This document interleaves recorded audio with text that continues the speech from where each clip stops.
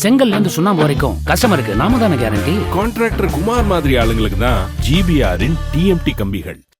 கடலூர் மாவட்டம் வேப்பூர் அருகே வளைகாப்பு நிகழ்ச்சிக்கு சென்ற ஒரே குடும்பத்தினர் காரை நிறுத்திவிட்டு மளிகை பொருட்கள் வாங்குவதற்காக கடைக்கு சென்ற நிலையில் திடீரென்று என்ஜின் அதிக வெப்பமாகி கார் தீப்பிடித்து எரிந்து சேதமானது. இதுகுறித்தான மேலும் விவரங்களை கொடுப்பதற்காக செய்தியாளர் ராமச்சந்திரன் இணைப்பில் இருக்கிறாரிடம் பேசலாம். ராமச்சந்திரன், என்ன நடந்தது, முழு விவரங்கள்? வணக்கம் அமருத். கள்ளக்குறிச்சி மாவட்டம் உளுந்தூர்பேட்டை பகுதியைச் சேர்ந்தவர் பழனிசாமி. இவர் தனது ஸ்கார்பியோ காரில் தனது மனைவி அஞ்சலை மற்றும் குடும்பத்தோடு அதாவது இன்று மதியம் வேப்பூர் அருகே உறவினர் ஒருவரின் வளைகாப்பு நிகழ்ச்சிக்கு தனது காரில் சென்று கொண்டிருந்தார்.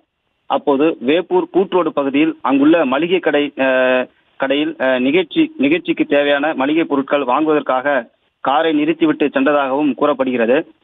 அப்போது எதிர்பாராத விதமாக திடீரென என்ஜின் அதிக வெப்பத்தினால் கார் திடீரென தீப்பிடித்து மளமளவென எரிய தொடங்கியது. இதையடுத்து அங்கிருந்தவர்கள் அருகில் உள்ள தீயணைப்பு நிலையத்திற்கு தகவல் கொடுக்கப்பட்ட நிலையில் தீயணைப்பு வீரர்களும் விரைந்து வந்து தீயினை முற்றிலுமாக கட்டுக்குள் கொண்டு வந்தனர். இதனால் பார்த்தீங்கன்னா காரில் இருந்தவர்கள் நல்வாய்ப்பாக உயிர் தப்பினர். வளைகாப்பு நிகழ்ச்சிக்கு செல்லும் வழியில் கார் தீப்பிடித்து எரிந்த இந்த சம்பவமானது அப்பகுதியில் பெரும் பரபரப்பை ஏற்படுத்தியுள்ளது. தற்போது இந்த விபத்து குறித்து வேப்பூர் போலீசார் விசாரணை மேற்கொண்டு வருகின்றனர். அமருத், விவரங்களை வழங்கியமைக்கு நன்றி ராமச்சந்திரன்.